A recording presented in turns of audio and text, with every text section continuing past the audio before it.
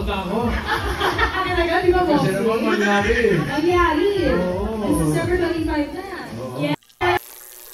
Welcome back mga kaaldab. Ito na naman po ang inyong lingkod, si Mr. Destiny. At magbibigay po tayo ng pinakamainit na update po ngayon sa social media mga kaaldab. Ito yung pinaka-latest na kung saan nga po talagang pinag-uusapan. Sabi ko nga po sa inyo dito po sa channel ni Mr. Destiny, kung gusto nyo lang po ng update, lalong-lalo na nga po sa EAT, kila Mengay, kay Alden, at syempre sa mga kaganapan, di po ba? Sabi ko nga po sa inyo, dito po sa channel ni Mr. Destiny, 101% updated po tayo. Di po ba? Sa mga nag-aabang kay Alden at kay Sharon, ayan po yung update natin. Pero dito po muna tayo. Nakakapagtataka nga po, no? Si Janelle Salvador na guest ng EAT ngayong Biyernes, di po ba? Sabi ko nga po sa inyo, depende na lang yan sa mga taong kukunin nga po, di po ba, ni Bossing. Sabi ko nga po sa inyo, dito sa EAT parang may kulang, di po ba? May mga update na talagang mapapaisip po kayo. Sabi ko nga, kung gusto nyo lang naman po ng latest, kung gusto nyo lang naman po ng trending, pupunta lang naman po kayo dito sa channel ni Mr. Destiny. Lahat naman po yan na pag-uusapan. Lahat naman po na mga kaganapan, pabor man o hindi, kailangan lang updated kayo. Di po ba? Huwag po kayong maniniwala sa mga sinasabi at pahayag po nila. Di po ba? Kung ano lang po yung latest, kung ano lang po yung trending, dun lang po tayo. Huwag po kayong maniniwala sa mga sinasabi ng iba, komento ng iba. Ako, masaya po ako sa mga nagsasabi na, oh, fake news ka, Mr. Destiny. Okay lang. Di po ba? Sabi ko nga po sa inyo, kung ano lang po yung latest, kung ano lang po yung trending, doon lang po tayo. Huwag po kayong maniniwala at magpapadala sa mga sinasabi, pahayag, di po ba? Ang sa akin lang, kung ano lang po yung latest, kung ano lang po yung trending, doon lang po tayo. Di po ba? Sa dami ng mga taong nagre-react, sa dami ng mga taong, kumbaga, nagbibigay ng mga kaganapan, pabor man o hindi, relax lang po kayo. Di po ba? Dito naman po sa channel ni Mr. Destiny, kung ano lang po yung latest, kung ano lang po yung trending, dun lang po tayo. Huwag po kayo maniniwala sa mga sinasabi at pahayag po ng iba. Di po ba? Ang importante lang naman po kung ano yung latest, dun lang po tayo. Di po ba? Ang sinasabi po ng iba, hayaan nyo lang po. Di po ba? Guilty lang sila. Tulad ngayon, si Mengay naman po yung trending. Kanina si Alden. Oh, pero hindi po nagpapabaya si Alden, ha. Kumbaga, celebrity si Mengay. Trending Philippines naman si Alden. Oh, di po ba? Sabi ko nga po sa inyo, relax lang. Di po ba? Tayo pa naman po yung wagi. Tayo po yung panalo. Kahit po saang anggulo tignan, kahit anong sabihin po nila, relax lang. Di po ba? Kampante pa rin po tayo sa mga nagsasabi ng fake news ako. Kumbaga, relax lang po kayo. Hindi po lahat ng mga sinasabi nila may mga ganito ganyan, di po ba? Sabi ko nga po sa inyo, dito lang po sa channel ni Mr. Destiny, 101% updated po kayo. Basta relax lang, di po ba?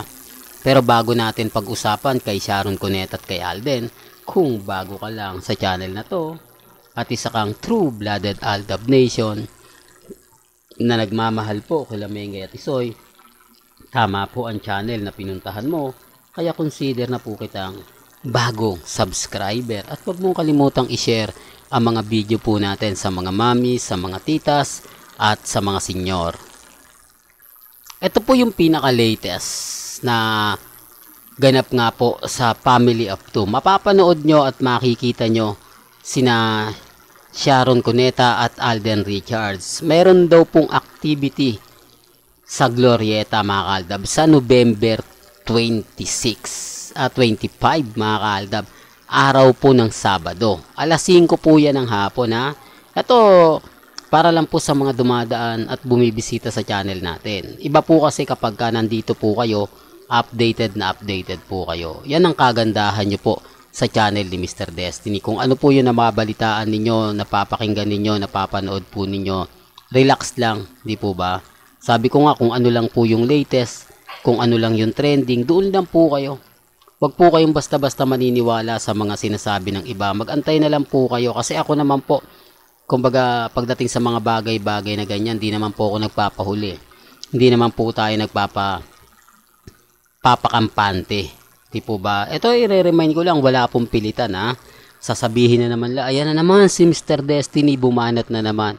Sa mga gusto pong makita ng live, si Alden Richards, si Sharon Cuneta, ito na po yung pagkakataon ninyo. Di po ba na magkakaroon nga po ng activity. Di po ba, save nyo na nga po raw yung date sa November 25, alas 5 ng hapon. Sa mga mami, sa mga tita, sa mga senyor, mas agahan nyo po. Di po ba, kumbaga mas maaga, mas maganda. Sabi ko nga po sa inyo, kung titignan nyo, po pwede naman pong, di po ba, kung wala naman po kayong gagawin sa araw ng Sabado, di po ba, pumunta na po kayo ng mas maaga para mas maaga, mas makukuha nyo yung magandang pwesto.